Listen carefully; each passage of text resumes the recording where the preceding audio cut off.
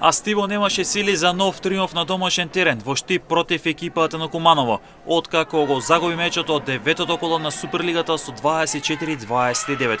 Гостинот имаше предност од 1-3 на почетокот од надпреворот, а потоа штипските ракометарки стигнаа до 12-6, што беше двојна предност, а на полувреме имаше 16-13. Во втори дел Куманово започна да ја топи предноста до домакинот и успеа да го сврта резултатот и на 10 минути до крајот имаше 20-23. Во финишот од мечот без проблеми Куманово потврди победата со 24-29. Прво име кај Стибо беше искусната Маријанчева која реализираше 11 гола. Кај Куманово се истекна Маријана Силва Азеведо со исто така со 11 погодоци. Шампионот Ѓорче Петров со убедливи 38-13 го декласираше Пелистера, пак Чер го доби Вардар со 28-31.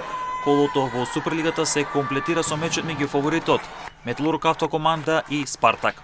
Во однос на првата ракометна лига, екипата на Овче поле од Свети Николе славеше со 32-18 над Стружника, во надпрва каде Анастасија Сентос имаше 15 погодоци. Лидерот Атлетик без проблеми забележи уште една победа против екипата на Деспина со резултат од 29-16, додека пак Јехона на домашен терен со 24-16 беше подобра од Шампион.